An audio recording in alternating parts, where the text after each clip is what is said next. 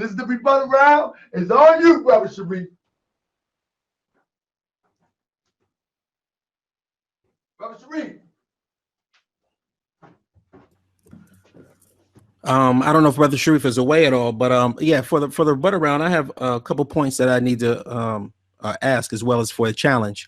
I would like, since they made the claim about Noble Drew Ali, they said that he didn't change his birth certificate, as if like their member did.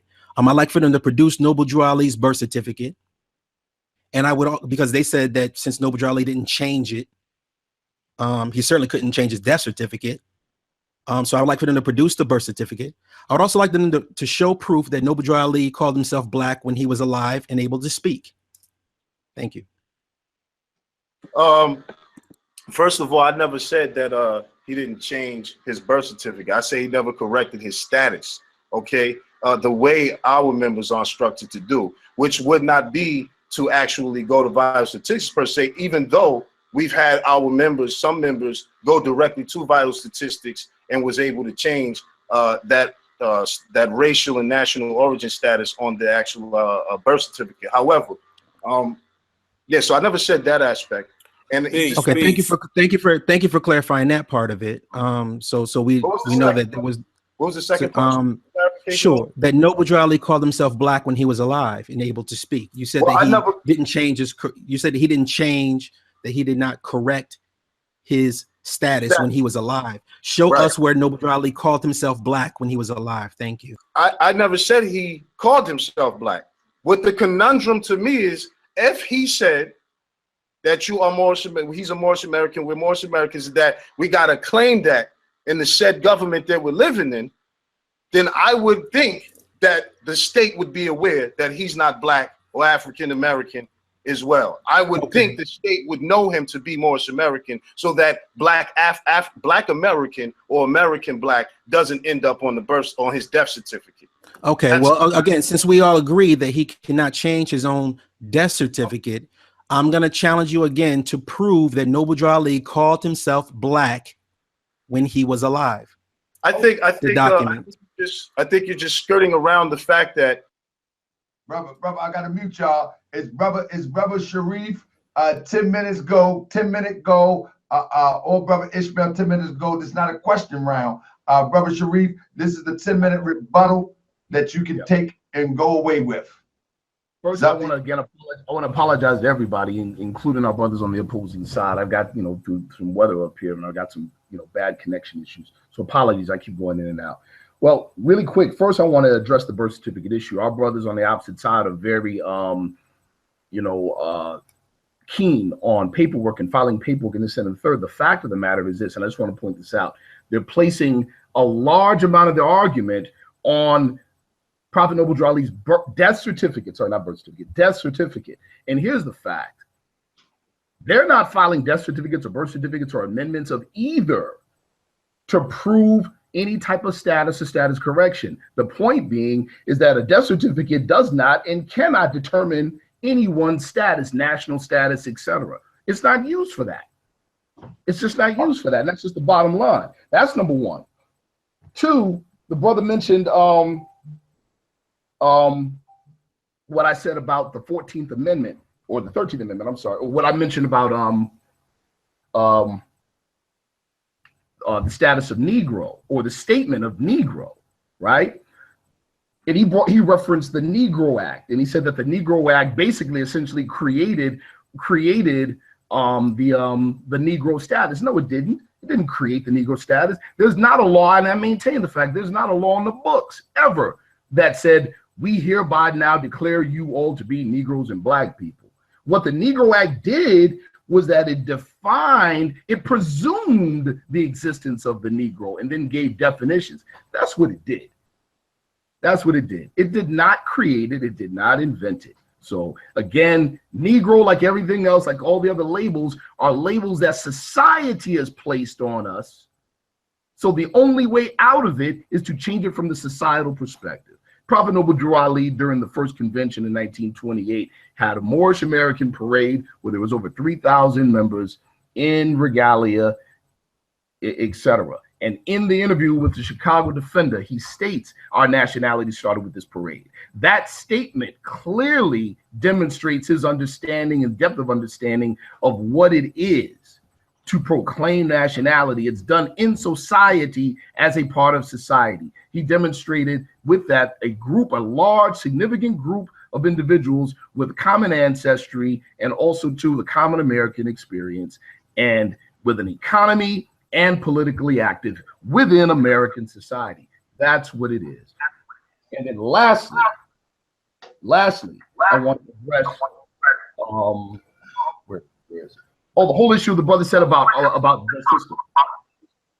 This system is not their system. There's an echo going on. If Brother Aemer can please mute his mic. Thank you. To claim a system is their system or anybody's system is to confuse the car with the driver.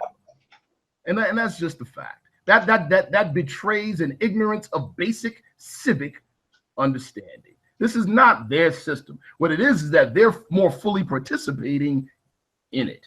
That's the difference. So you know, the whole idea now, I respect the brother by saying, you know, the whole thing about, you know, the whole sovereign demonstration. Yeah, you're right. We don't agree with that. We don't agree with that. We take charge of our affairs. You know, the whole sovereign separatist thing. You can keep that. You can keep that. And those that want to go that way, go that way. I don't have an argument with it. That's just not what the Moorish Science Temple of America is about. And then the last thing I'll say is this, and I'll be done. The brother, you know, mentioned, you know, with pride, and I don't mean this as a dig or throwing shade, but he mentioned with pride that, you know, they do the status correction thing so that when you die,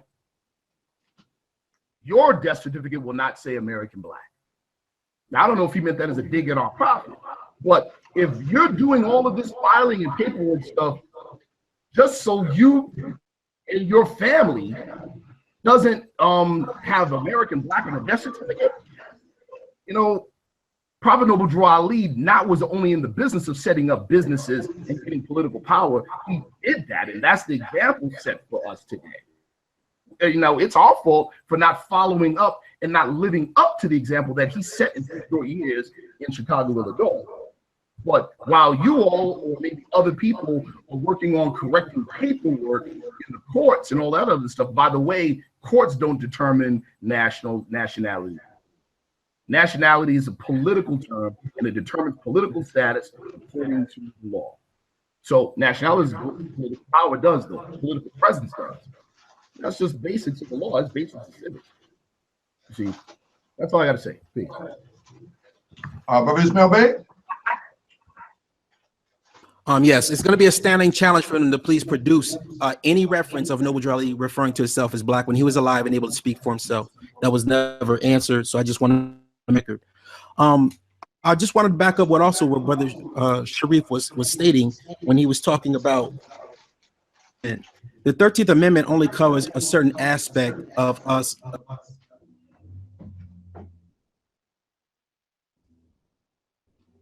Uh-oh. All right.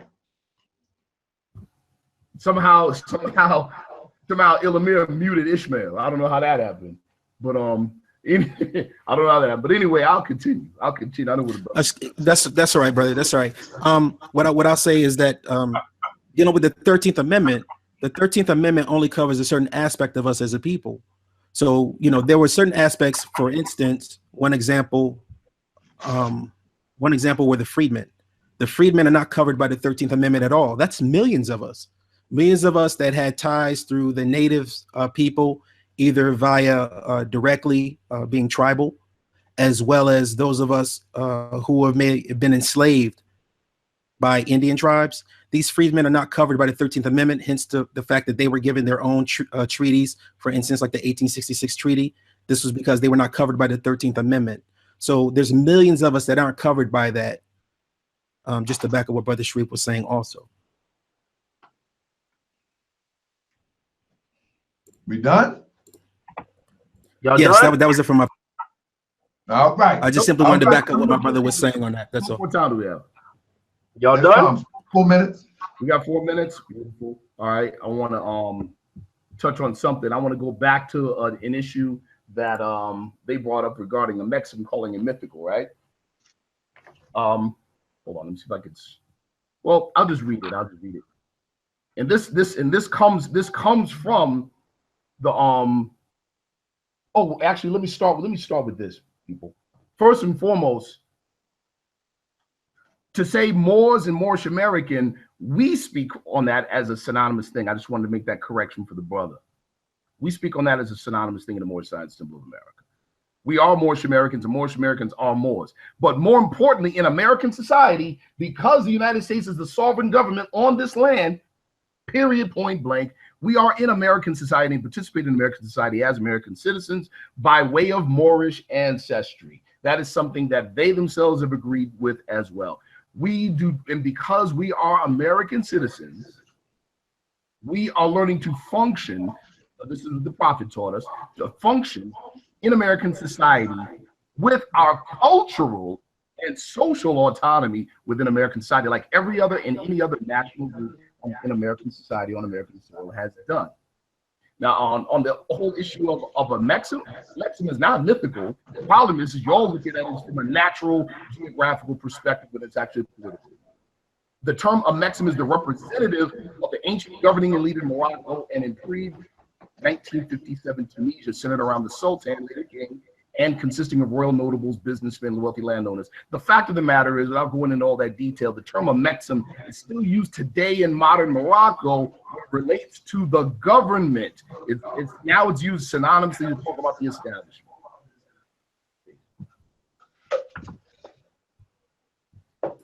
I also want to make it clear that black is a social classification. It is not a nationality. So someone cannot say that his nationality was black. Black is a social categorization.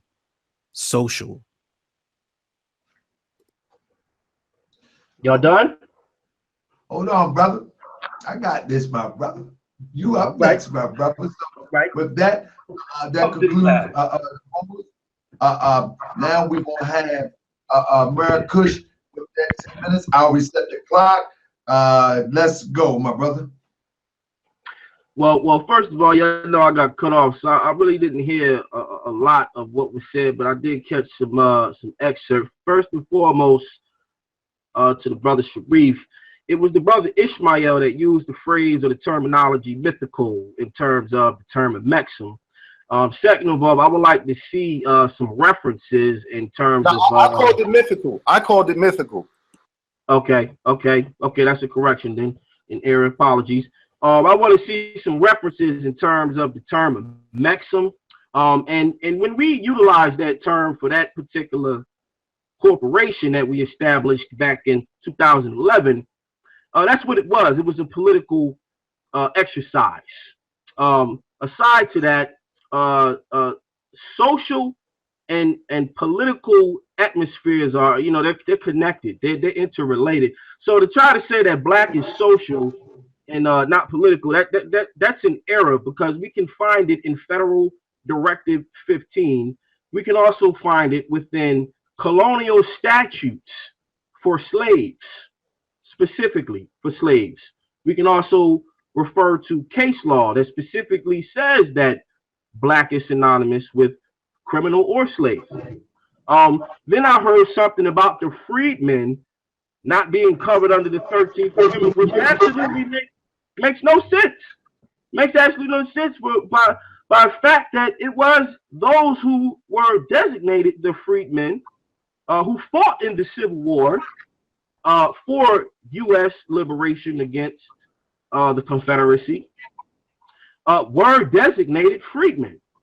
And it was those specific veterans, soldiers, liberators, who specifically said that we would not know freedom if we did not have land, because the tenets of slavery is directly tied to the exploitation of labor.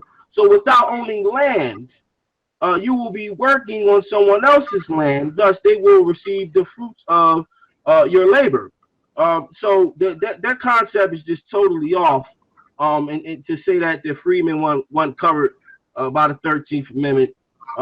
Furthermore, the 13th Amendment also outlawed the badges, incidents, vestiges, and relics of slavery, which we know the status black to be one.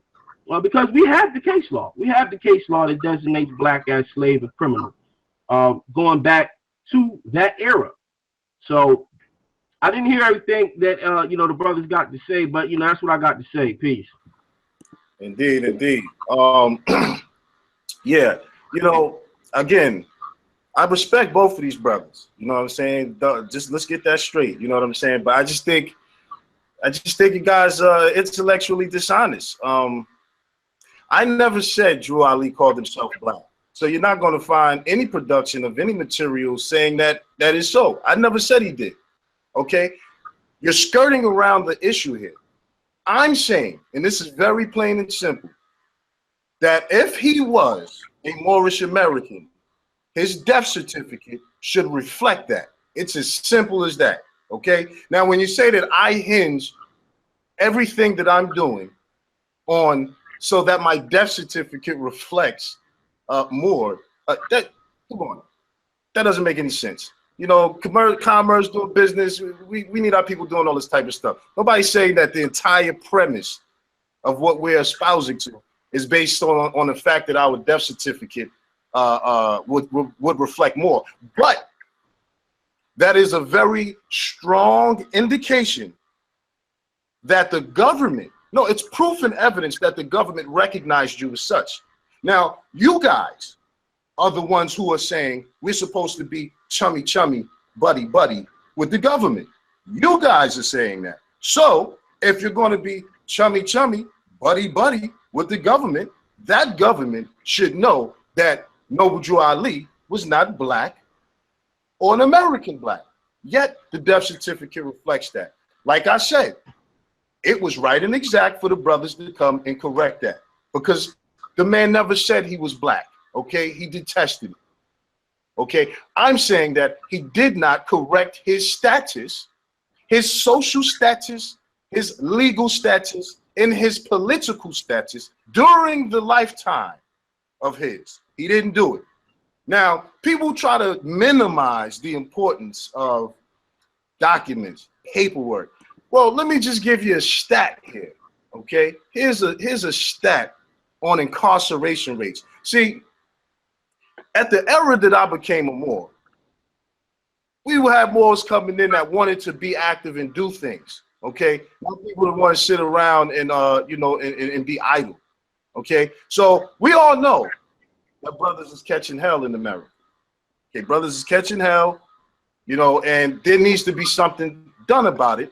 And a lot of people, a lot of brothers see becoming a Moor as a way to remedy that. I'm here to say that there's nothing wrong with that. And I think that that's the fundamental difference between Murakush society and the Moorish Science Temple, is that they shy away from helping their brothers in this situation. Here you go. All men are 1 in 9 likely to get arrested. White men or European men or men of European descent is 1 in 17. Quote unquote black men is 1 in 3. Latino men is 1 in 6.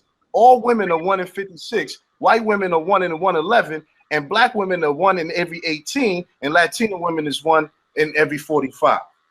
So we have the highest chances of being targeted, right?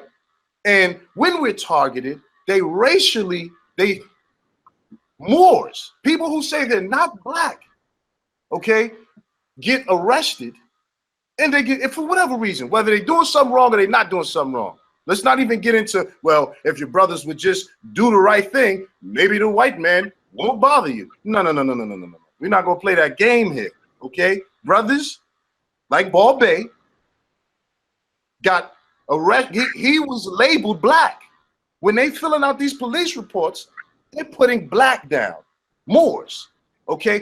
And the trick in that is so you're separated from your treaty rights. Now, let me tell you something about treaties, because I know they don't like treaties either. They say that the treaties don't apply to us in this land. The issue is this: self-executing treaties, okay? Self-executing treaties are treaties that are ratified by the Congress, okay? Obama, who's a constitutional lawyer, he himself was arguing against needing congressional ratification for a treaty to be self-executing or valid, because Article 6 of the Constitution already secures treaties, right? Because he wanted to treat the UN armbands. So what that does is,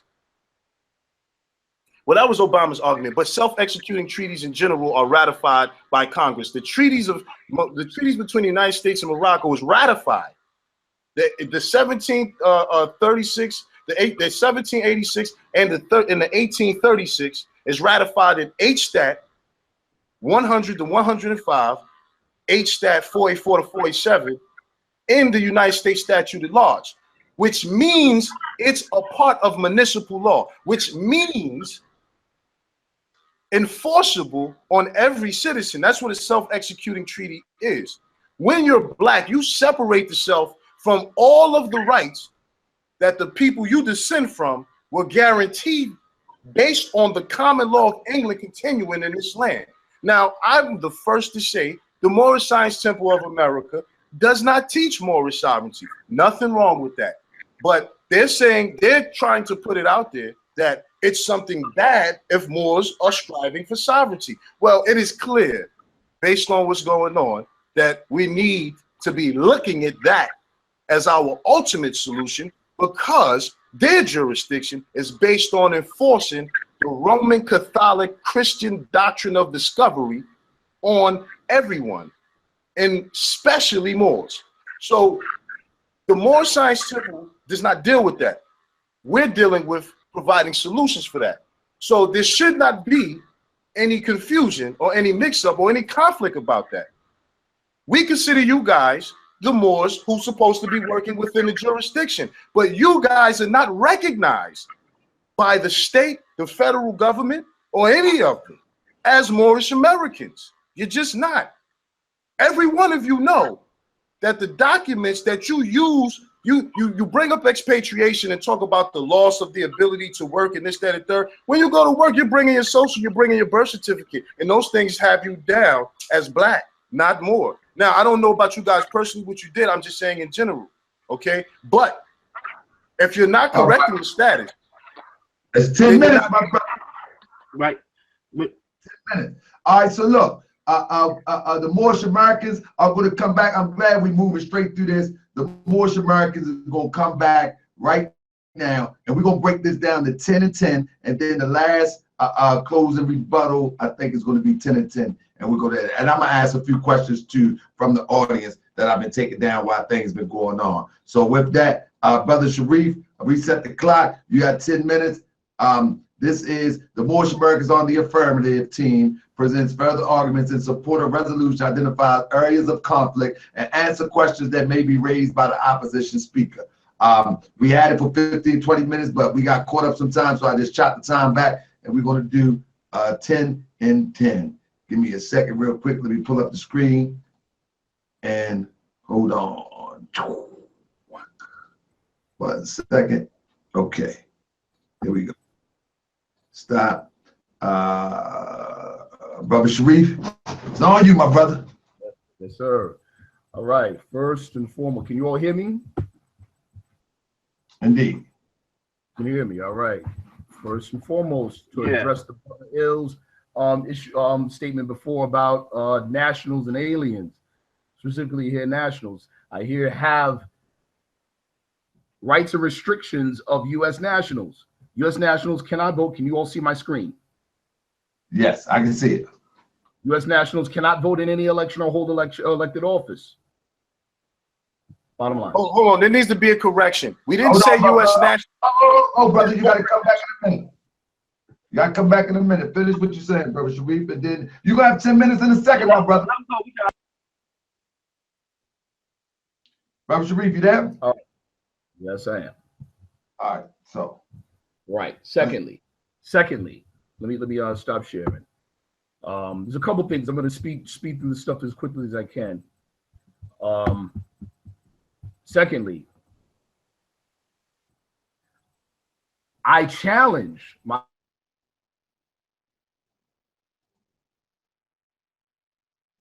You're freezing up.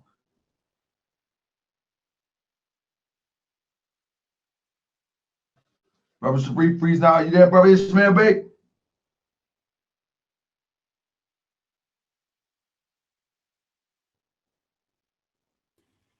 Brother Brother Ish. Tarkin, can you hear me okay, brother? Yeah, let me stop the clock for a second. I think brother Sharif freezing up right now. What's going on in Syracuse up there? I'm in Las Vegas, brother. I don't know. You catch me in Las Vegas, sun Florida, up, brother. Oh, you got that it's big too ball cold. of sun up in there. You got that big. You catch me at either coastline right now, bro. It's that season. Well, I want to hold off for a second because the brother was about to go into something in reference to. Let me see if I can hit him in the back and see if he can refresh or something. Hold on. I'm just saying as well, before Go ahead, brother. You good? we did not say U.S. national. We said foreign national. Okay. So he's back up, I think. Are you there, brother? All right, he's back there. So one of the things, Murakush, I'm gonna extend that honor to you, honest brother. He said he didn't say U.S. national. He said foreign nationals. Foreign nationals still hold office. Okay. So So to your point, I'll run back. I'm gonna start the clock at 42 I didn't hear what he said. What did he say? Foreign nationals is what? They cannot run for office, but y'all be able to say. I didn't say that. We already agreed that a foreign national cannot run for the office of the president of the United States. I don't know why that came up, but All right, we already agreed with that specific. Let's not let it get away, brother. All right, brother Sharif. I'm gonna start the clock back. The reason why it comes up is because it relates to our methodology, the methodology of the prophet. Nationality determines political status. So instead of fighting at the low level of administrative in court, municipal court, on laws that have already been passed and are now being enforced, nationality determines political status. So what you do is that you address it before the law is being made of the political level. For instance, we were talking about the brother was talking about the crazy incarceration rate of our people here in America. Our opinion and the opinion of the prophet is that it is totally inefficient to fight it from the position of the bottom in the courts. The place you fight it is through legislative reform. You must change the laws, you change the matrix, and you do that by inclusion. You do that by putting people in office so they introduce legislation, and it's backed by the voting power, the collective voting power of the people that put them in, so that it benefits them and it benefits their community and their society. It's pretty simple. It's pretty simple. So I'm not going to say, hey, the way you guys are doing it are wrong. I'm definitely saying we're not the same, and that is different. Now, you do it that way, that's fine. This is the way that the prophet had it done. This is the way the prophet advocated. This is the way we're doing it. And we're doing it here in Syracuse, and it works. We get laws passed. It changes the job description of officers. It changes the job description of bureaucrats. That's how we do it from the top down, not from the bottom up. Now, the whole thing about how status is corrected, that's how status is corrected. In mass. In other words, a large group of people moving in one direction at one time, not individual shots in the courts and individual shots at bureaucracy. To us, that's very inefficient. It's valiant. I come from that background. I was doing that in the early 90s.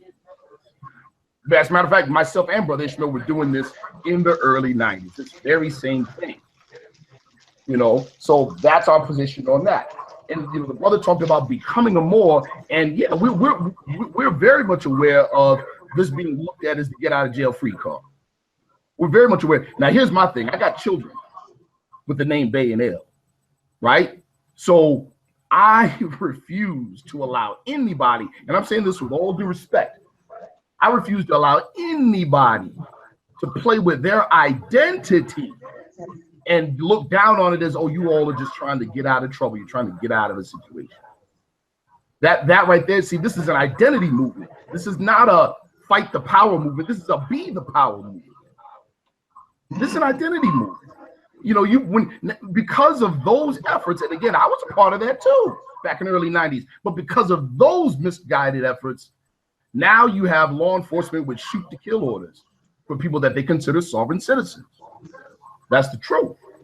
And I'm sorry, you know, that is not the way the movement was designed to go. So no, you're right. I'm not going that way. And Moorish Americans and the Moorish Science Symbol of America are not going that way either. It's just that simple. Lastly, the whole issue of treaties. See, a treaty, as you all know, is an agreement, sure, between two or more parties. The question now becomes, how are you a party to the treaty? And that's my challenge to you all. And for instance, as it relates to, let's take one treaty in particular. Let's take the Treaty of Peace and Friendship, right? That is the affiliation in terms of party is political, not ethnic. It's political. So I challenge you all, again, respectfully, to demonstrate what or how you're parties to the treaty, number one. And two, if you're a party to the treaty, what side? I'll yield the rest of my time to my comrade, Ishmael. So you brother Certainly, and backing up what Brother Sharif had also said, you know, if the person who is quote unquote the oppressor, either by their legislation or their doctrine or in their person, if they're calling you, not these brothers, but they're calling Moors paper terrorists, does that make them paper terrorists? If they're calling Moors sovereign citizens, does that make them sovereign citizens? No, it does not. Each and every human being with their own voice and their own actions defines who and what they are. Prophet Noble Drew Ali called himself a Moorish American. There's no proof and evidence whatsoever. We have the proof that he called himself a Moorish American, but no one has any proof that he ever called himself black. And he certainly had no control of his death certificate. So again, what we're trying to define right now is who and what we are, and the way that we're moving as a united social and cultural body are as Moorish Americans, recognized by resolutions, recognized by the laws. We move out as Moorish Americans under the guidance of Prophet Noble Drew Ali. Thank you. All right, we got 4 minutes. You done, my brother? All right. So hold on, brother. We got 4 minutes. Y'all got less than that. Y'all had 4 when you was going earlier.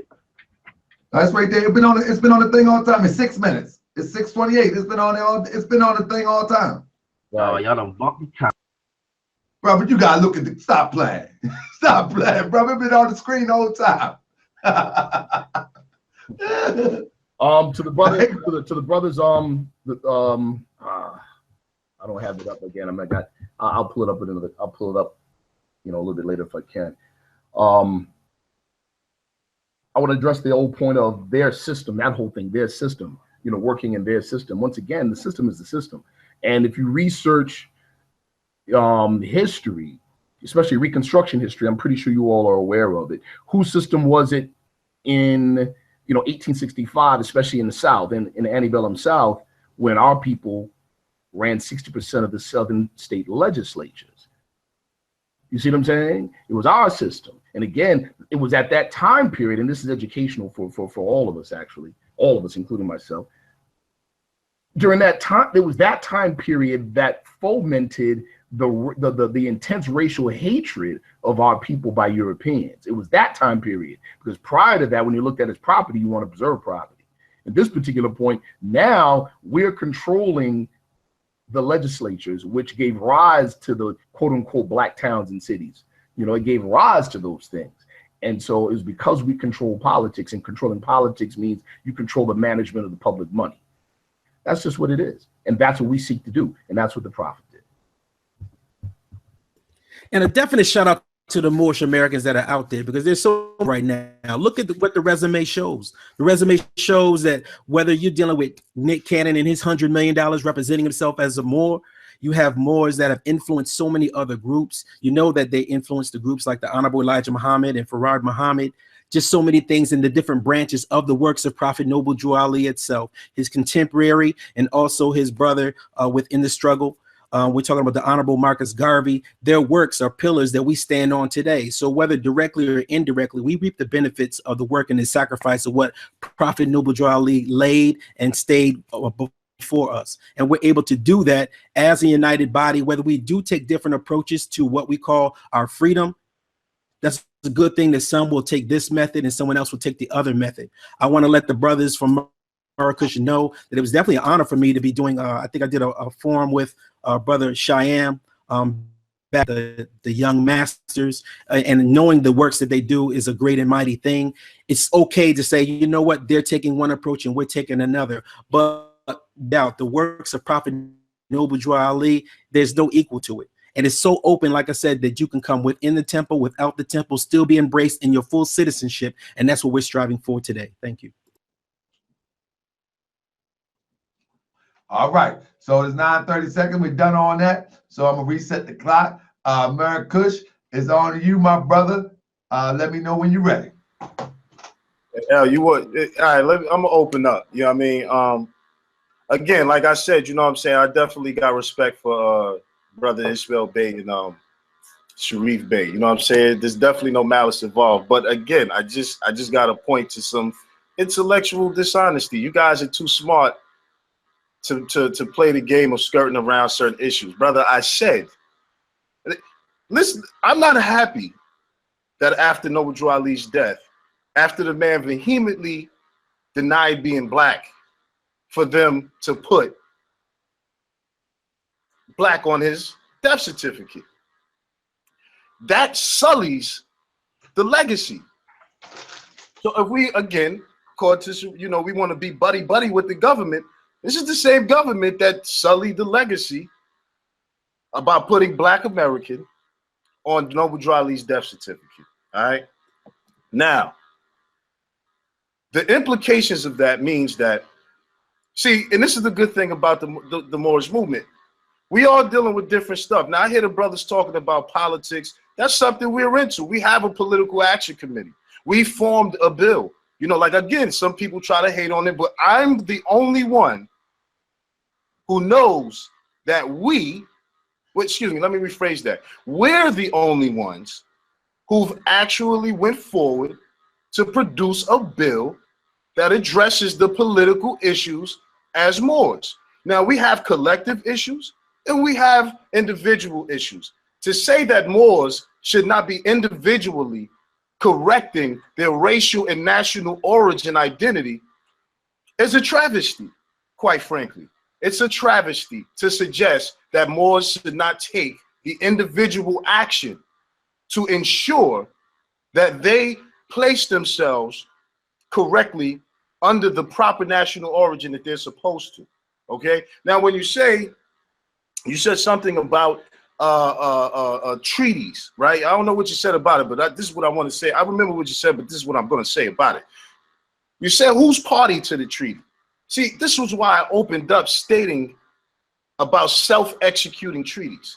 Self-executing treaties are treaties that do not need the governmental parties to enforce them because they're a part of the municipal law. They're a part of the domestic law once Congress ratifies them, which means that they are invocable on an individual basis. Now, there's a lot of stuff people dislike, people like, some people hate, some people say, oh, you know, you guys were in court. In our videos, one of our court videos with me and Aemer up there at the same time, we had a discussion on treaties. We did a discussion on treaties. You understand? Hold on one second. We did a discussion on treaties, okay? And this discussion, oh man, I got sidetracked. But the issue is with self-executing treaty, it's invocable by every person, by every individual. Now, the people that are party to the treaty is Moors, okay? And Moors who are subject to the jurisdiction of the Sultan of Morocco and Moors who are not subject to the jurisdiction of Morocco, okay? It secures that in it. And it also talks about Islamic law being the law that is used when there's matters of controversy, okay? So those are the parties to the treaties. Those in the Christian nations. Now, when the U.S. translated, it says Moors and U.S. citizens and citizens of the United States. And Arabic, it says Muslims and Christians. So we viewed them, going back to that old state of mind that your prophet talks about, it in that state of mind, we view them as Christians, period.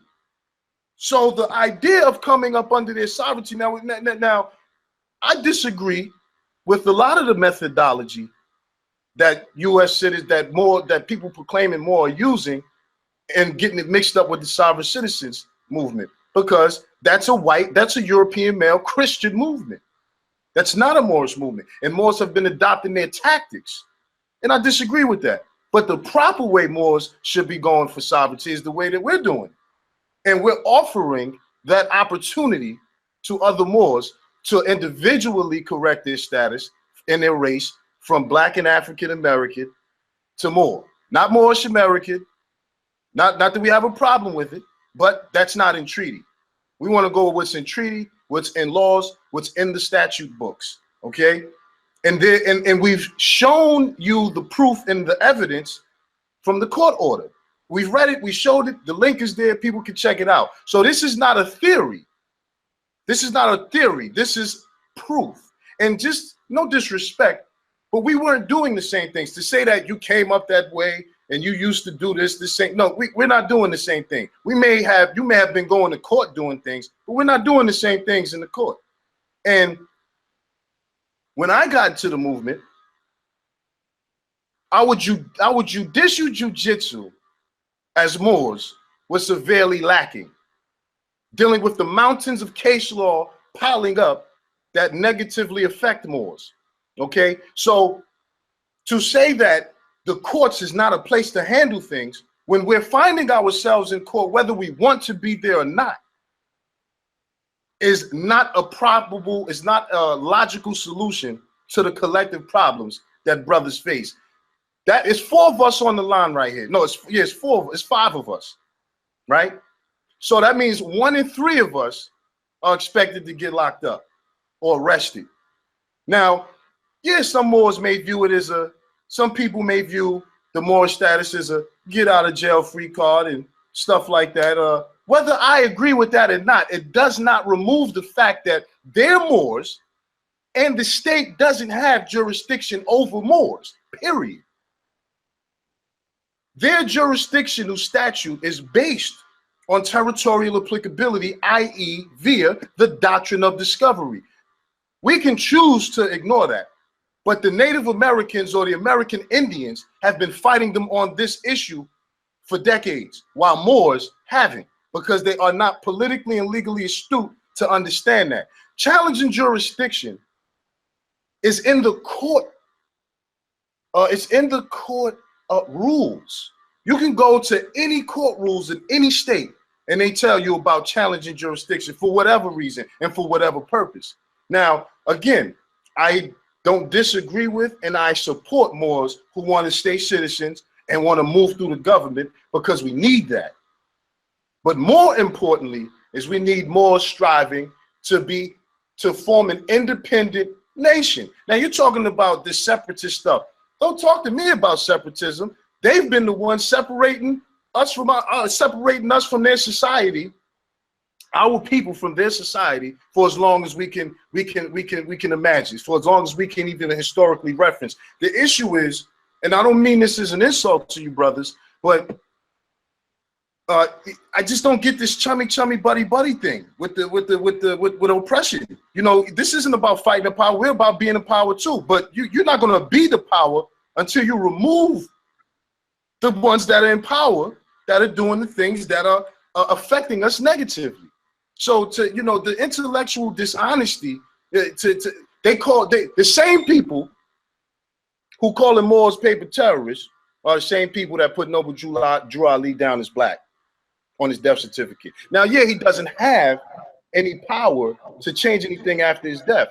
But if he was doing what we were doing, and not saying that because he didn't, that makes him less, it's just saying that this is a remedy that exists for Moors, because most Moors want to be recognized as Moors, not as black African Americans, which the Moorish Science Temple doesn't provide a way for them to be such on an individual basis. And we do. Now, that's not to say that the Moorish Science Temple isn't fulfilling other roles collectively, but that's just something they don't do. So I don't see what the conflict is about status correction and about striving for sovereignty, because even though us personally and some of the things we espouse to is not in alignment with Noble Drew Ali, definitely not. But there were Moors that existed before Drew Ali. We have Noble Drew Ali is just one of the many Moors that came through the line and did something great for us. He's just one more. That's not to diminish him, but he's only one more.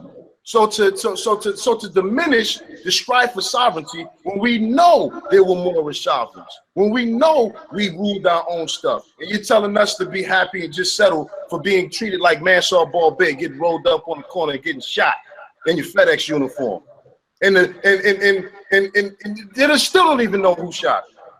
Nobody still knows who shot him. The police didn't even release the records. You know why? Because they don't know how to deal with the courts.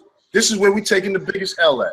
All right, my brother. I'm gonna run a question. I'm gonna run a couple questions, and then we're gonna wrap it up with 10 and 10. All right, I got a few questions. My first question is to the Moors. They can answer, brother Sharif, whomever. Sharif, does status correction exist in the Moorish Science Temple of America? And if it does, how does it work? Sure, absolutely. I mentioned it earlier, and I'm glad you had to ask that question because it addresses something that the brother just spoke to. You know, they provide, you know, he spoke to they're providing status correction on an individual basis. To us, that's an exercise. I mean, and I'm saying this respectfully, that's an exercise in futility, because the whole purpose of the movement in general is a movement where groups of people move one way, one time, doing the same thing. To do it individually here and there, haphazardly, and again, from that perspective, to me, it's an exercise in futility. And none of us, here's the fact of it, none of us, ourselves in the present day, nor Murakush, has done a 10th of what Prophet Noble Drew Ali did in 3 years in Chicago, Illinois, with his method. Now, status correction, again, we have to be, you know, specific on what we're talking about status correction. And I still maintain, and I challenge the brother into the Negro Act. The Negro Act does not create the Negro status legally. It never did. There is no law that does that. That's just a fact. It mentions something that was created in society by Europeans. That's it. So status correction starts there in society. And I salute the brother talking about respectability politics. You say, well, we just act a particular way. You know, no. And this last thing about, again, let me address the question.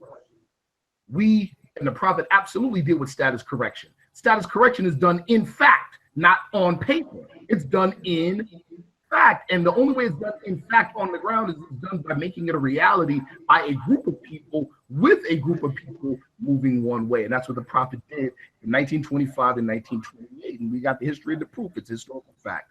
Now, the whole issue of, you know,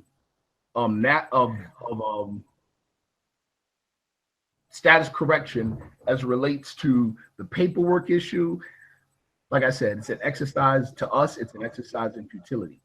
I respect the effort. We've done that before, like I said, about 20 some odd years ago. But nationality determines political status. Political status brings political power. Now, also, too, status correction is done, you know, done socially, but it's also done politically. Like I said before, you change the matrix. Now, this whole thing about being chummy with the European, come on, again, that like I said, I'll use the analogy again. You're purposely, you want to talk about intellectual, you know, slickness. You're purposely trying to confuse the car for the driver. We know the difference between people that oppress and the system that they use to oppress. Guns don't kill people, people kill people. That being said, we seek to do exactly what the Prophet did and utilize the system for our benefit like any other national group has done and did. That's the issue. So we use the system. When we say be the power, that's how you fight it, bro. You fight it from the top down, not from the bottom up. Anybody that knows anything about warfare or infantry knows that whoever has the high ground it's a turkey shoot for the person that has the high ground. The Prophet fought it from the high ground. It's just that simple. So status correction, again, from our perspective, from the Prophet's perspective, is done from the top down. It's done as a group. You organize a group of people. You don't move out individually, because then you endanger the mission. You endanger everybody else. Murakush, question for Murakush. When Am I going to get to respond to that, or I just got to answer the question? All right, no doubt, no doubt. No, you're gonna have a rebuttal in a minute. You're gonna have 10 minutes in a minute. Question for you. When you correct your status, who do Murakush or the adherents to the doctrine of Murakush, who do they submit their paperwork to, and why?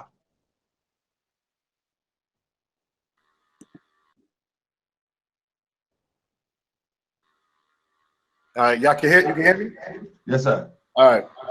Let me start it off like this. You know, people say all the time, they say, oh, you know, you going to the government to change your status. You trying to use paperwork. Well, it's, again, you know, the intellectual dishonesty. Everyone in here has a birth certificate, Social Security. Now, see, let me just inform the people of something. The old school Moors from the 70s, 80s, and 90s, what they would do if you were, I guess you were cool with the top dudes who knew how to do this stuff, they would get your status changed from black to white, okay? Because Moors qualify, the Moorish status qualify as white, free white persons. So, you know, they were changing, you know, you go to the add-up chamber, I guess, wherever this place is at, and you get with the people that really know how to do something, and they're going to get you changed over from black to white. And we're not doing that. We're going on the record as Moors. See, the U.S. government already have this stuff set up because they're dealing with foreign nationals every day. Okay, this is why when people want to talk to me about expatriation, I ask them, do they know anything about the status adjustment form? They say, oh, you're going to lose all this stuff if you expatriate. No. If you expatriate and you complete the status adjustment form provided by the United States Department of State, which you can find in the Status Correction Course Book 1, Society.org, you're going to see that you can solve that issue. You know, so the other issue is who we give our paperwork to. That's why y'all need, and I hate to do it, but that's why y'all need to get the book. We put over 11 books out, you know, on this stuff. You know, documented it. Know Drew Ali said, if you want to change the people, you have to change the literature. Where's the literature informing the people on how to do this stuff? Now, again, to say we need to do this stuff collectively and not individually is an exercise in futility to me. We all have individual obligations and individual necessities, individual issues. Okay, so we need to take an individual approach and a collective approach. I think it's irresponsible to say that somebody who doesn't want their records to reflect that they're black or African American shouldn't take an individual route to correct it on their own. That would be keeping information from your brother on how he can better himself individually. Drew Ali said to study, study, study. And after you study, study some more. Right, okay, so after you study enough, and you want to change your individual condition, you can do that. Now, we file paperwork, as y'all say, with different authorities that it is provided for.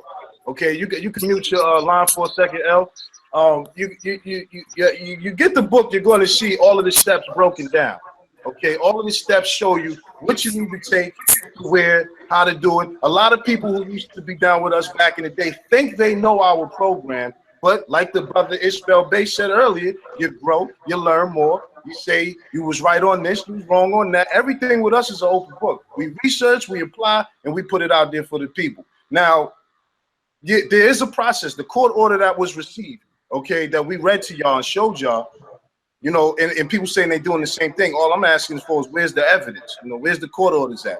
You know what I'm saying? The court order says that the status of the brother was changed, race and nationality was changed from black, African American to Moor. Now, what that court order is, it means that anytime someone tries to say he's not a Moor, whether it's from the law enforcement or whether it's a private person, then they're in contempt of court.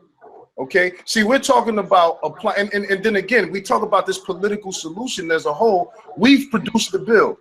I would love to get with you brothers, and we can produce more bills, because we need a lot more bills. Okay, I would love to get with brothers who are interested in doing that, but we're the only ones that I know of who have taken such actions. Everybody else is just talking, but I don't see that work. Now I commend the brothers for getting somebody. I commend the brothers for getting somebody elected in public office. We need to do stuff like that.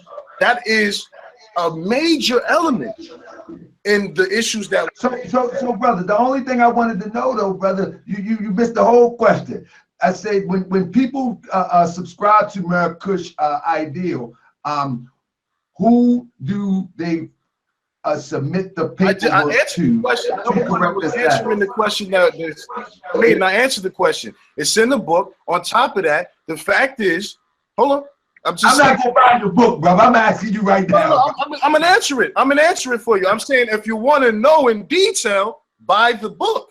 But I can run it down to you that there's agencies and it's the courts that we're dealing with when you're talking about filing the paperwork. Anytime you want to move the court to give you something or to do something for you, you take it to the courts. We just read the court order. So when you ask me who we filing the paperwork with, it's with different governmental agencies and primarily through the court system. After you take this procedure, you go through the court system, then you got to take your stuff, or once you get the court orders, then you can take it to Social Security, you can take it to Vital Statistics, you can take it to all these other agencies that issue these types of documentations and get it corrected with them. Facts. And you know, the other interesting thing, I didn't get to speak earlier, I don't know why, but the brother Sharif brought up Syracuse, New York, and that's exactly where that court order is from.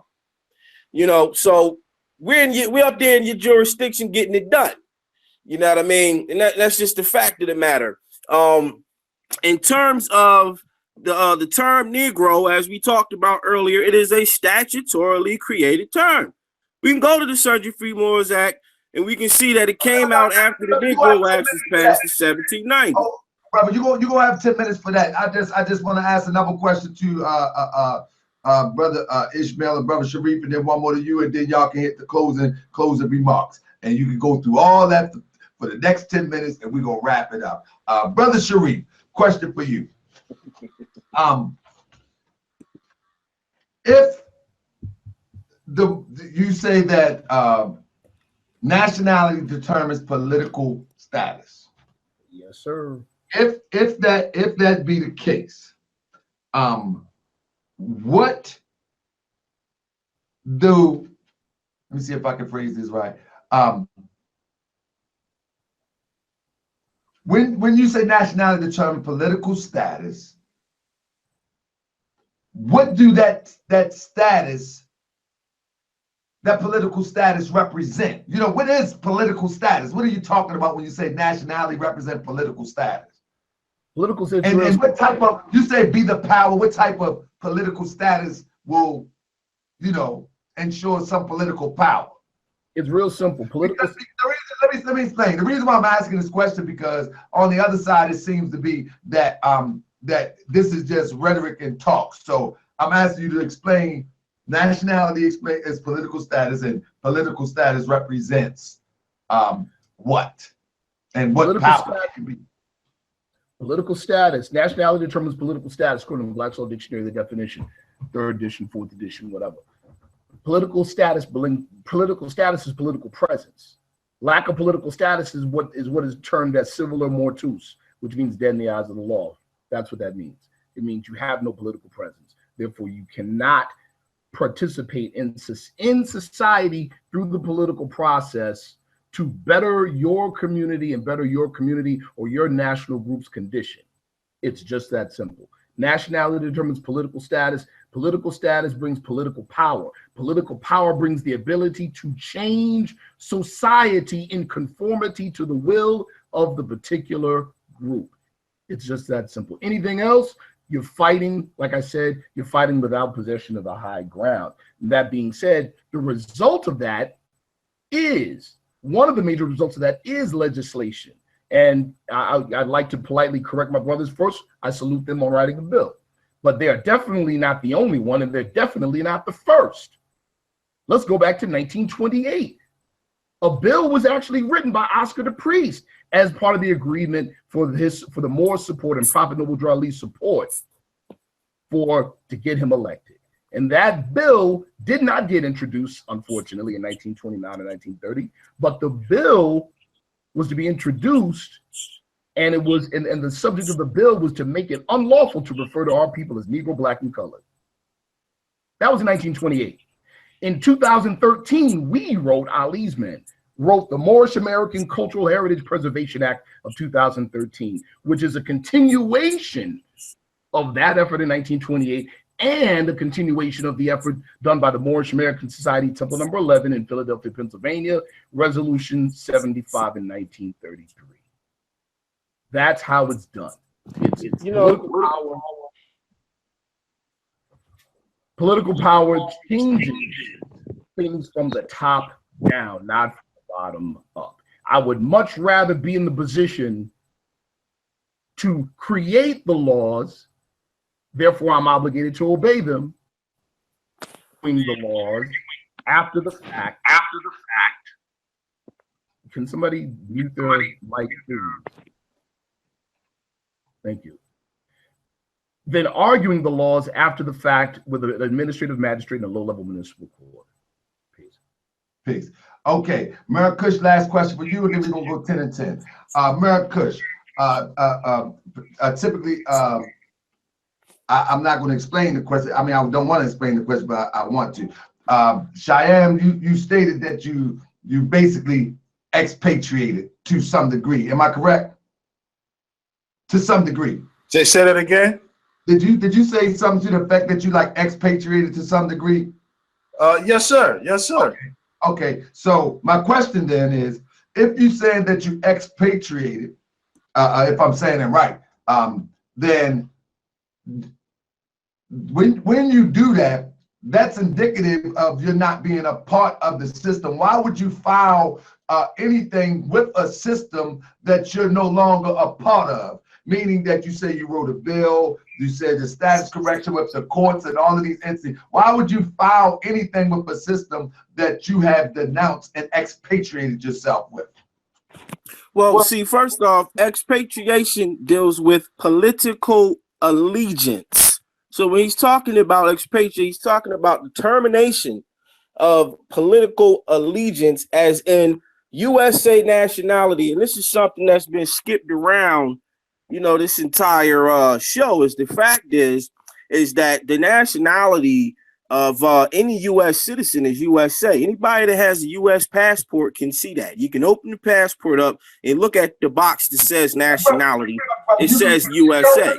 Brother, you can definitely expound on that in 10 minutes. The question is, the brother say expatriated, and according to what it is to expatriate. Yeah, this is what I'm getting to, brother. You're not listening. Expatriation is the renunciation of allegiance, citizenship, a political allegiance.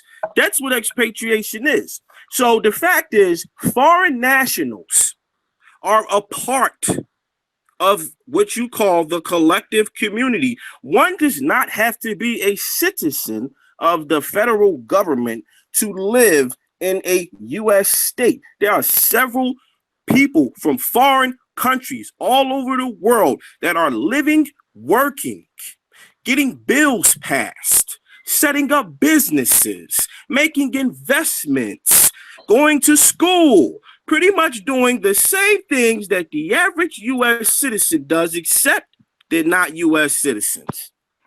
Indeed, and I want to add on to that, because I know the origin of that type question. I get those type of questions often, where from the naysayers, they say, well, if you don't want to be under jurisdiction and you left this and you left that, then why are you filing paperwork with the same people? I'll tell you why. Because it's called business and it's called commerce, okay?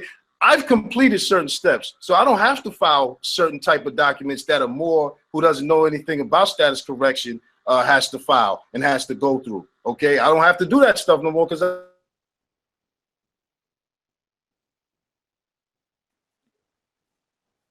So my brother jammed up a little bit.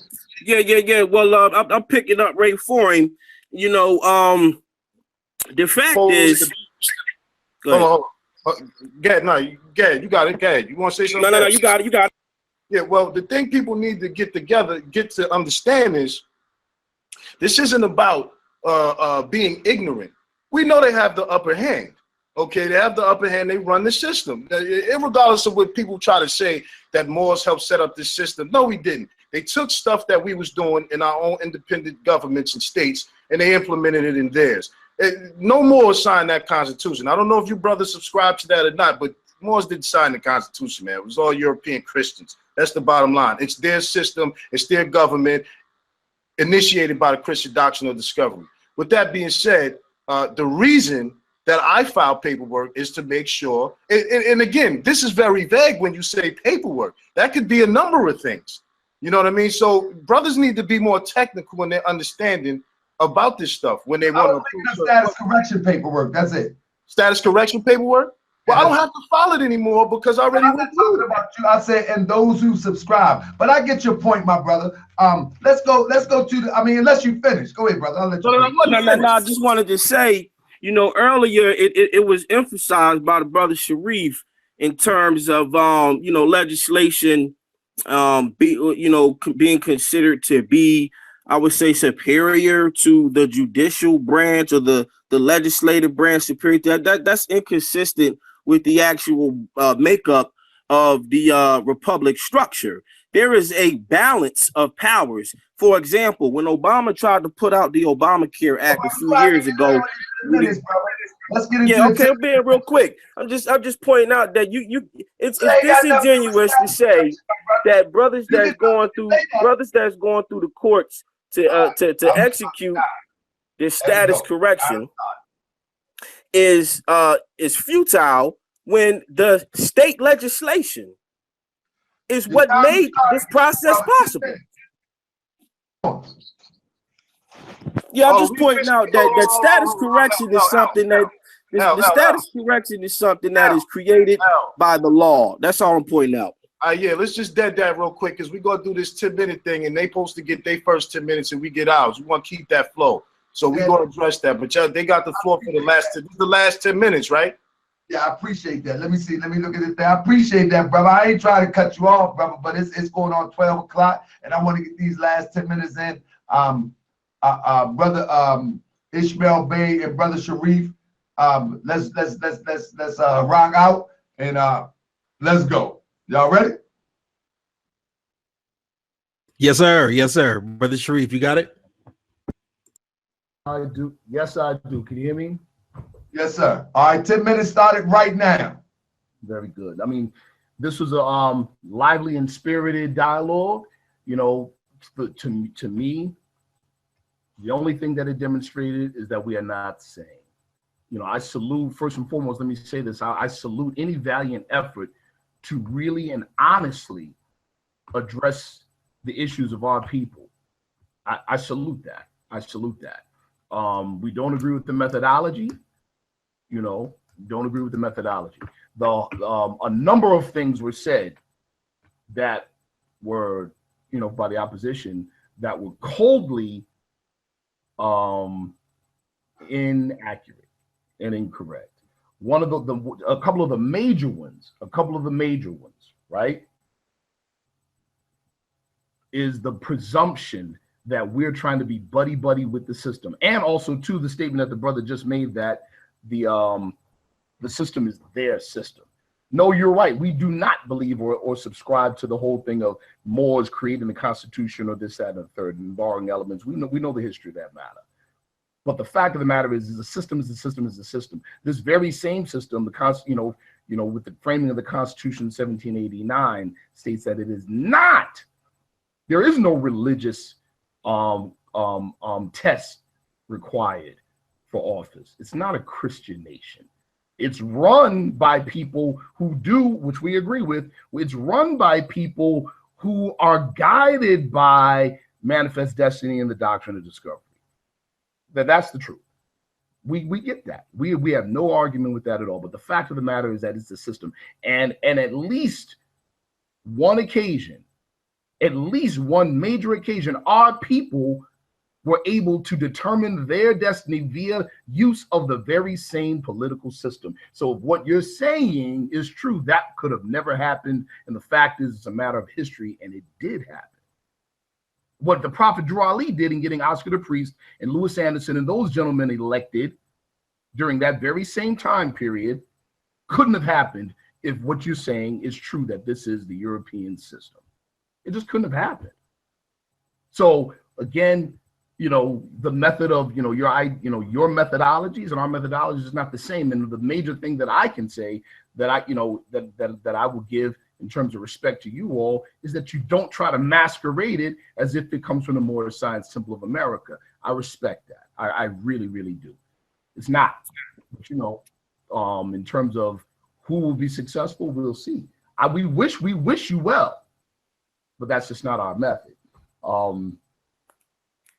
The whole issue of status correction, again, status, we're talking about when the Prophet mentioned recognition, it's recognition in society. Plessy versus Ferguson taught us that Supreme Court case where your reputation is your property. Your reputation is your property. You see what I'm saying? It's determined by society. And how is it determined by society? We have to move as a unit, not as individuals. Now, when you want to do the thing as individuals, that's fine. But again, that's counterproductive to nation building. When everybody moves as a scattered individual, that's a plantation of individuals and not a community, which is one body. There you go. It negates the whole idea of nationality as a group dynamic.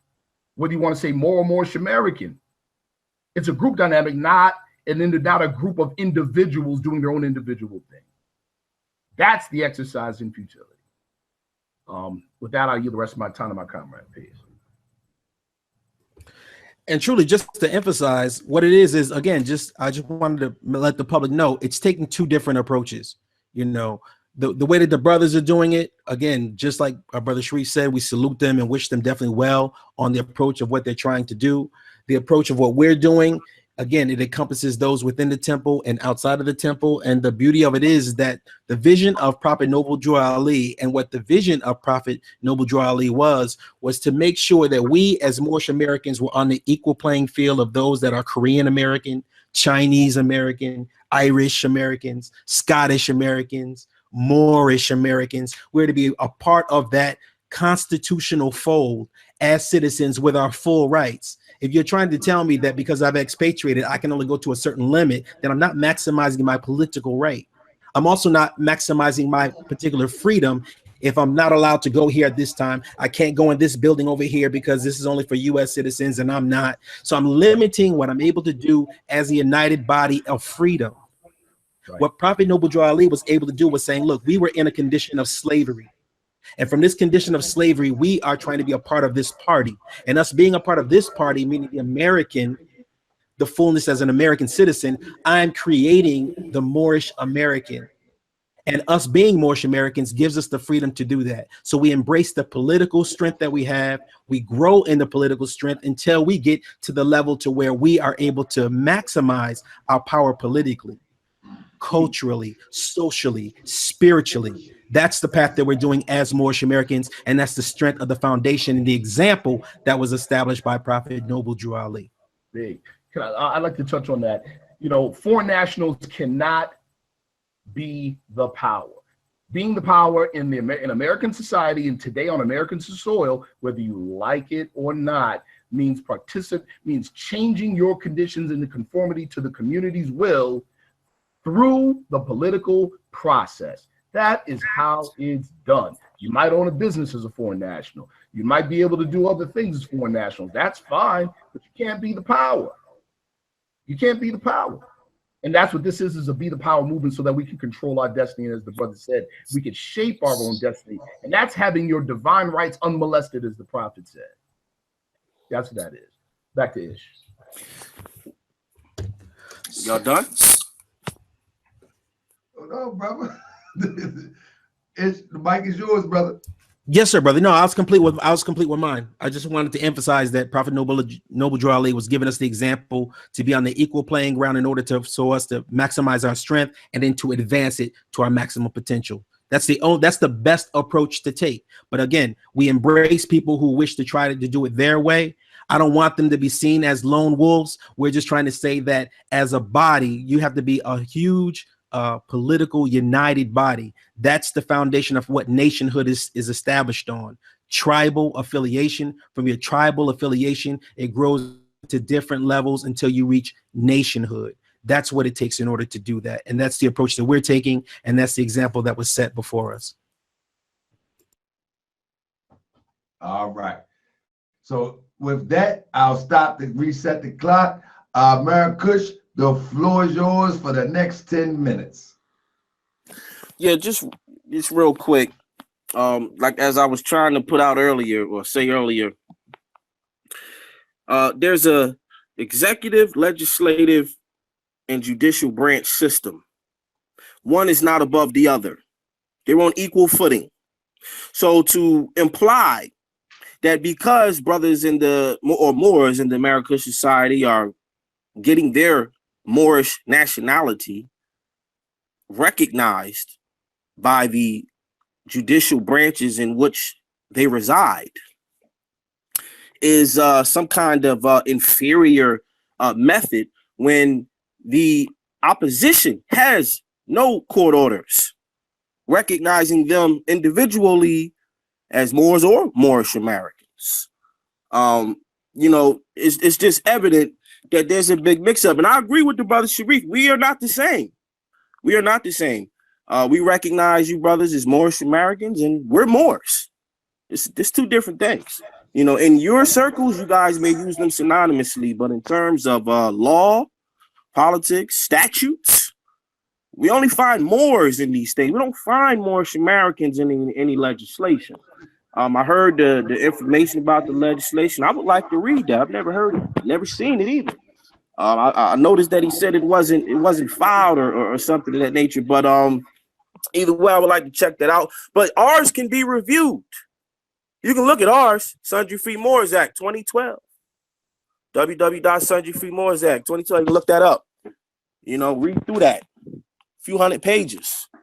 All history. All legal references.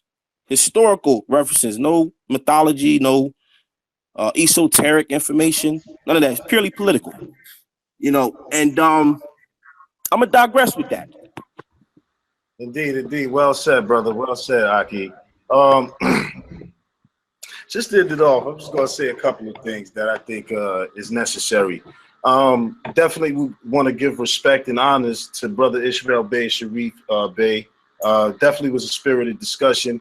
Definitely respectful, even with the pop shots. It was all in good fun. So I definitely want to give you honors for that. You know what I'm saying? It's very rarely do we get to have a discussion, a civil discussion of this matter. But with that being said, I think we had a point, we had a fork in the road, we had a precipice of some sort, where in which Moors, the Moorish community, has to decide what it's going to do. I don't think there needs to be a choice, actually, because I don't see the Moorish Science Temple in contention with what we're doing, because as the brothers stated themselves, we're not the same, we don't see things the same, and our methodology is not the same. However, we do agree with brothers Moors who remain U.S. citizens to work within the political system to gain power, and the Moors who are seeking to get out of jurisdiction should work as well with their brothers in jurisdiction to help secure things for all Moors as it pertains to this country, commercially, financially, legally, and politically. With that being said, I think it's very important to understand that the Moorish Science Temple as an institution is not keeping up to date with the demands and the concerns of what actually affects the people on a day-to-day basis in their individual lives.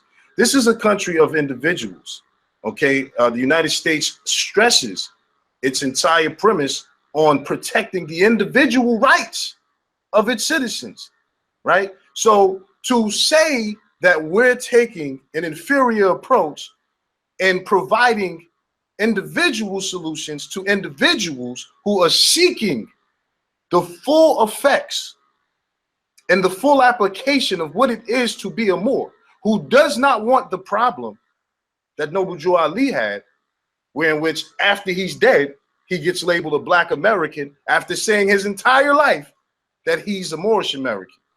Okay, so if you don't want that problem, then you're going to subscribe to what we're talking about, because evidently the Moorish Science Temple of America does not have a solution for that.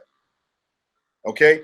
Secondly, they talk about they do for Moors and people outside the temple. Our premise is what the ancient Moors' premise was: Islam, as revealed by the last message of the Prophet Muhammad sallallahu alaihi wasallam. Now, I'm not no perfect Muslim by any stretch, but I'm on the path, as Noble Drew Ali said. He said, go back to that old religion, that old time religion, that old state of mind. When you go back to the old state of mind, then you're going to see that the Moors of heraldry were actually practicing the 5 pillars. Now, I'm not going to get into what's Wahhabi and all that other nonsense. I'm just saying they were practicing Islam, which has a body of laws, with it, that as a Moor, as Moorish Muslims, that's what we are. We're able to use our law when we're engaging with them. Now, again, when it comes to this political stuff, nobody has a problem there. However, if you're saying that Oscar the priest and they got some people elected, you know, that's great. But the Moorish Science Temple hasn't done nearly what the Black Church has done. The Black Church constantly gets people elected. There's no mystery to how to get people elected. I mean, earlier, the brother Sharif brought up the legislators in the Black legislators in South Carolina getting things done during the 13th Amendment era, just to add on. Right. So what we're seeing is electing more politicians, okay, doing all this stuff that we've been doing as Black, and you're saying, let's just do it as Moorish American, as if that's going to change anything, when the real issue at hand is that their ability to poke their nose in our business and tell us what to do is the real root of the problem. The not seeking sovereignty and independence as a future goal is the problem, and largely why so many people do come through the Moorish Science Temple and leave, because there's no real solution to address those issues. Okay, so the other aspect is, if you want to discuss what happens in court, what takes place in court, as if we all been doing the same thing, again, that's intellectually dishonest. How can you say you was doing the same thing we're doing, and then you say that we're not the same? We don't even have the same approach or the methodology. So there is nothing that's synonymous between us. So we weren't doing the same thing, because we have results of what's to say that the court order acknowledging and recognizing the brother as a Moor and not a Black African American is an exercise of futility. We have the proof. We have the proof that there's a court order. Anyone who violates that is in contempt of court. Okay, so we have to be clear about what we are both representing. So what we're representing on our side, and now I noticed that they said they didn't want to say we were rogue. See, this is the problem. The Moorish Science Temple and Moorish Americans think they have a monopoly on the identity Moor. Okay, the Moorish Hebrew Zionist Temple, or the Moorish Zionist Hebrew Temple, existed before the MSTA. They were using Black or Moor in the newspapers all throughout the 1800s. The identity of Moor comes with a long history, okay, that does not belong to any one group or any one person. So it's impossible for them to call us rogue Moors, even if they wanted to, because we're not under your jurisdiction.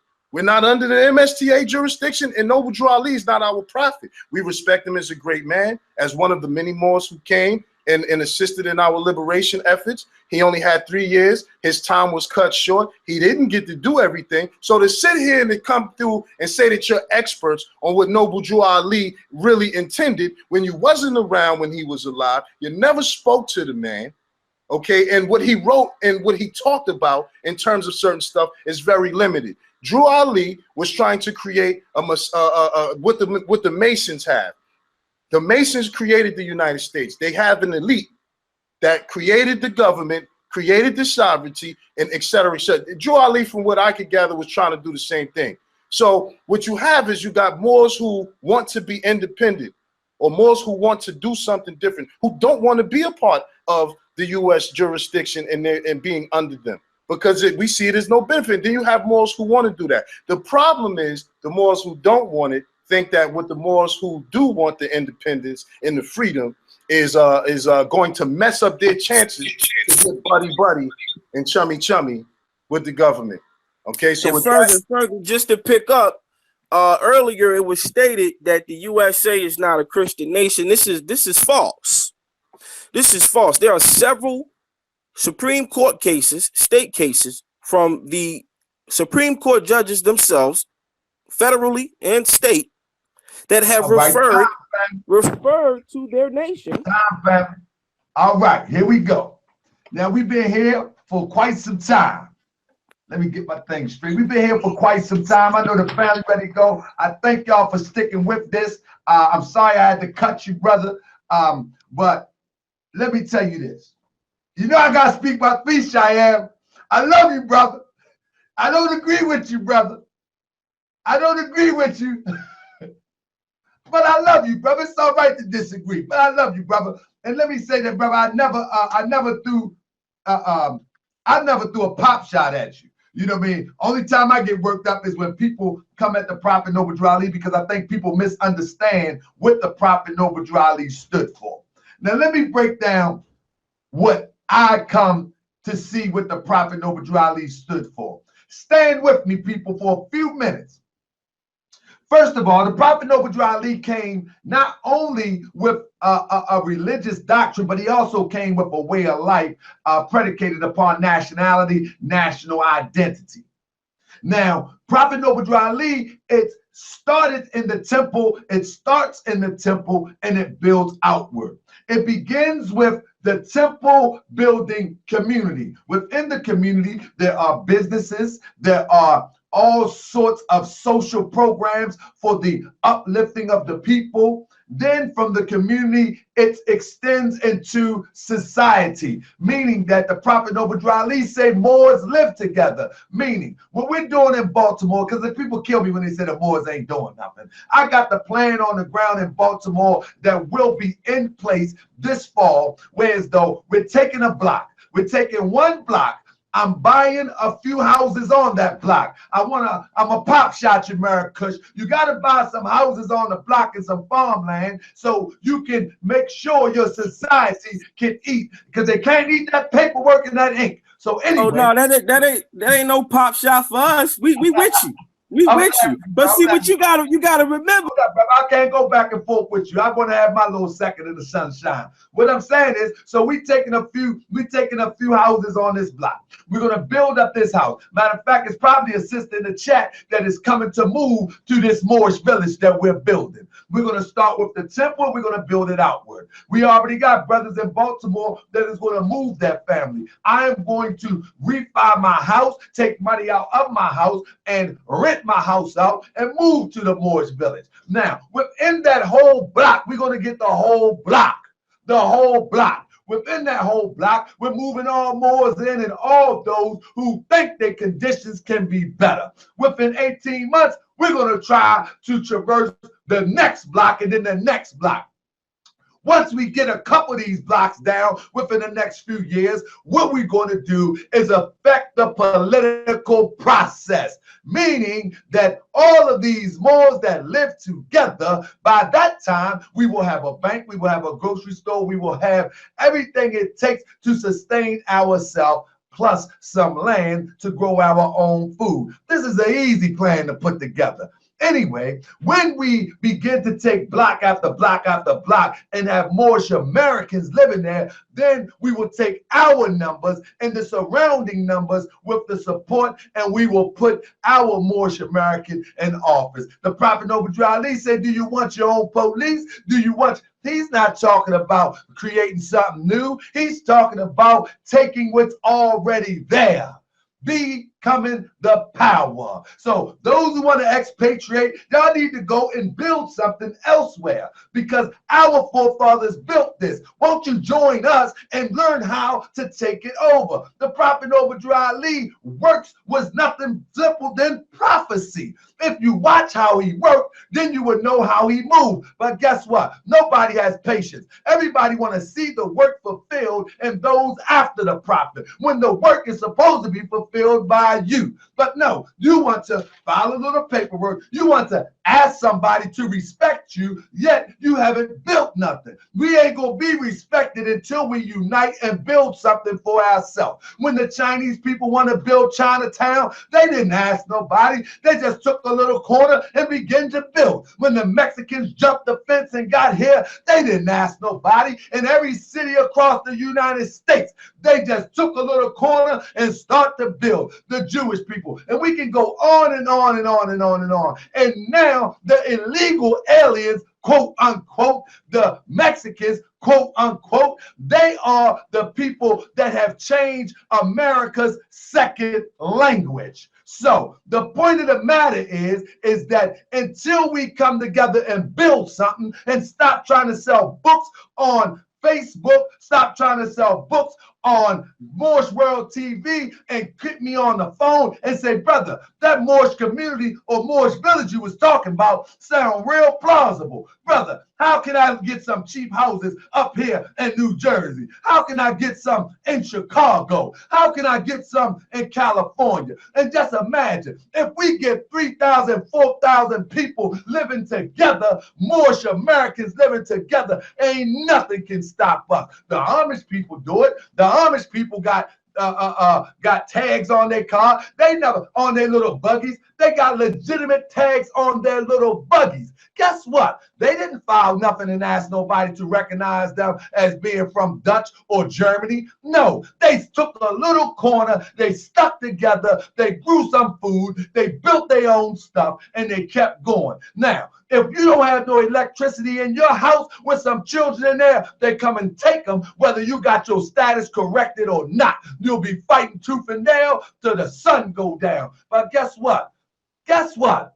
Amish people in Pennsylvania, they don't rock with electricity. Ain't nobody bothering them because why? They have a national identity and principle, and they have unity that if someone was going to come and take them, they're going to be at the barrel of a shot, point blank. So the bottom line is, you can try to sell all the books you want, until we come together and put the bricks to the ground. To talk too much, I'm going to block you too, Caliph for more, because everybody talk, and now it's time for me to talk. What I'm saying is, brothers, we have to learn to work together and build something. Books are fine. He's holding the books up. They're great. They do wonderful things, but we can't eat the book. We can't cover ourselves of the rain in the book, nor can we take over what our forefathers have built in America with a book. We have to come together and really get to build it. It is what it is. We have to come together.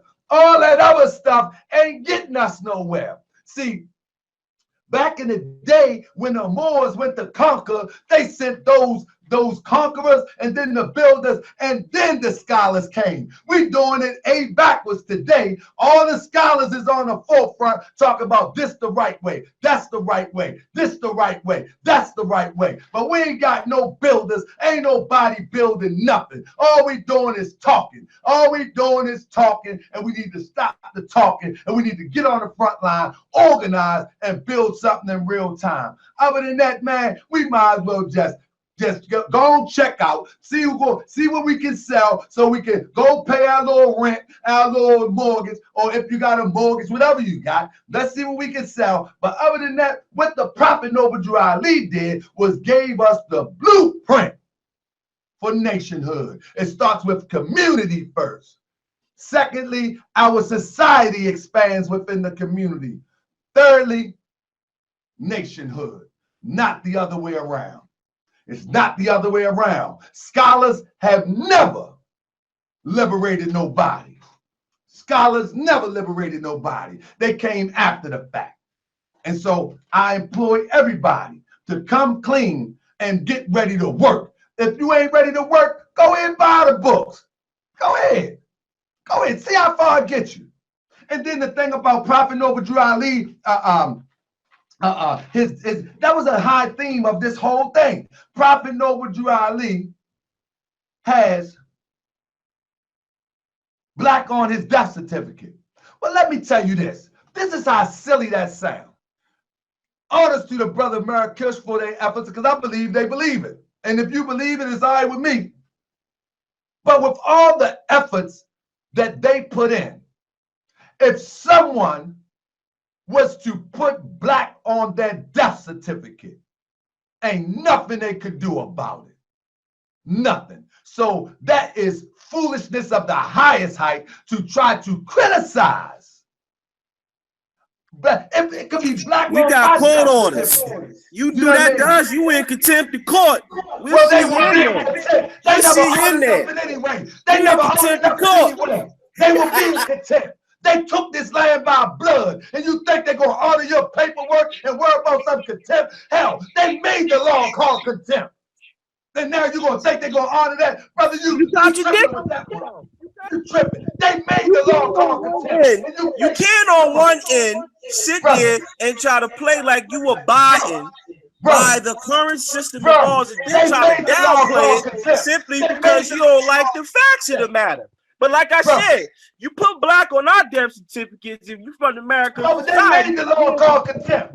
They made the law called contempt. We coming after you. We coming after you. You're in contempt of court. We'll see you in there. They made the law called contempt, and you think you're going to enforce it? Brother, come on, brother. It's an adoption. I know how to enforce it. I know how to enforce. How you think we getting these on? Where your orders at? Where your orders? You ain't got none. You ain't got none. You know why? Because y'all ain't doing nothing. Hey, brother, I just told you what I'm going to be doing. I ain't talking about what I was doing. That's right. Check out one God. The Hawker did it again. No, listen. Now, y'all ain't got no orders. You ain't got no orders right now. Now, brother, listen. You can't show us nothing from the government. Brother, you recognizing you writing the same court that makes the law, and you think they're going to respect you, brother? We got. What you mean? They already did it. We got the orders already. What are you talking about? We already got the orders. We already got the orders. You're late. We got orders. They respect us. We still getting them. We still getting them. We still getting them. They don't respect you, brother. You're late. They respect you. You're late, brother. You're late. We already got it. That's done. We already did that. Yeah. Okay. Let's move on now. Let's not move on now. We already did that. Let's move on now. That's past tense. That's already been executed. Mark that in the history books. Let's move on. All right, my brother. Anyway, the point of the matter is, until we come together and do something as a collective, we ain't got nothing but some paperwork. Get behind the Sundry Free Moors Act. Get behind the Sundry Free Moors Act. Get behind it. Brother, get behind I'm good, brother. I'm good, brother. I'm getting behind these houses I'm about to put people in. I'm getting behind thousands of more. I hear you. I hear you. We got our land acquisition things going too. I'm with you on that. I'm with you on that. You right on. You right on. Land and property. Right on. I'm gonna show what the prophet prophesies, and what y'all think he prophesies. It ain't right and exact. It ain't right and exact. I'm going to show you in real time. I don't got a whole bunch to talk about it. That's the first time I mentioned it, but I will continue mentioning it. And people reaching out, and they ready to migrate and move their families to the Moorish village here in Baltimore. It's going to be good. I think what that shows, Brother Taharka, is I think that shows the power of the vastness of the message of what Prophet Noble Drew Ali actually had left for all of us as Moors. You know, what you're able to do in the modern times as far as creating this environment for Moors is so effective. And also citizenship is important because, like in my family, we have 120 acres that's in Alabama that we got from our Homestead Act, which is a continuation of treaties that were established from the Native American side of our family, which then evolved into the Homestead Act in the 1800s. That's still in our family today. So it's 120 acres of tax-free land in Alabama. ancestral land because we were citizens. If you give up your citizenship, you give up things like your birthrights to the land that you can still grow. We still grow the foods today. We still have cows and cattle there, and it's owned by every family member within our family as citizens. The Homestead Act was set up for America. Excuse me, brother, but you can't tell me about my own family. I know my family far better than you. I'm not talking about family. I didn't interrupt you on that. I just want to emphasize something. Allow me to speak, bro. So I'm just saying that it's good that within the fabric of what Noble Drew Ali taught, the emphasis on citizenship, you're doing something that's modern, and it also ties into us ancestrally, both in modern times. So I commend you for that, brother. Thank you. My thing is, brother Aemer, I don't have no confidence in the same people that have oppressed me. So I'm not sending people nothing. I'm uniting my people. My confidence is in the unity of my people. My confidence ain't in sending no paperwork to nobody. My confidence is in the unity of my people. And if you want to send paperwork, fine. That's your thing. My confidence. You're gonna have to send paper if you're talking about owning properties. If you talk about owning properties and blocks, then we're talking about deeds. No, we're talking about titles.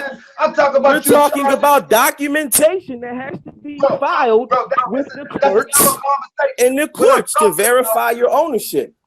This is what we talk. You can't downplay documentation for one thing and then try to uproot it on the other side. You are denouncing something and sending the same people documentation that you're denouncing. Doesn't make sense. They have a process for that. They have a process for denouncing. They have steps to follow for people who want to do it. You don't want to follow the rules. You can't. Now you following. You don't want to follow the rules. Then you don't. 1 minute you don't want to be a part of the establishment. Now you want to follow the rules, brother. You confused. No. See, you mixing and matching apples and oranges. You mixing and matching simply because some of us want to solely be Moors. But you has nothing. No, it has no bearing. That has no bearing. That has no bearing on a person's ability to live in a certain geographic region. These are frivolous arguments you're making. Frivolous.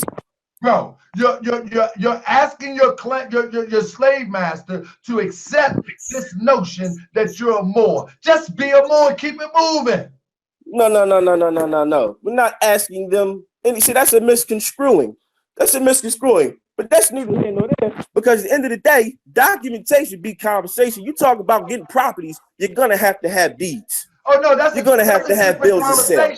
You're gonna have to have commercial instruments verifying possession of your assets. But I'm not denouncing. He said, who's gonna respect them? Who's gonna respect them? The same people you talk about you don't want to deal with. I'm not denouncing them. What I'm saying is I'm not going to file no paperwork. You said you wasn't right with that. Listen to me. I'm not going to file no paperwork for somebody to recognize me as a Moor. You're going to have to file something for somebody to recognize that you own that property. Absolutely. But I know who I am. I know who I am. I own me. I don't need to file paperwork to let people know who I am. I know who I am. Maybe you don't know who you are. Each his own, Mo. Each his own, but you're gonna have to file some paperwork. Each his own, but you're gonna have to file some paperwork. Not to prove who I am. To who? Who is it that needs proof? I know who I am. Come on, man. Stop playing, man. I don't need to convince them who I am. Sound good. But yeah, man. You know, that's what need to be done. Communities need to be built, assets need to be gained, so on and so forth. You know, much honor to the brothers.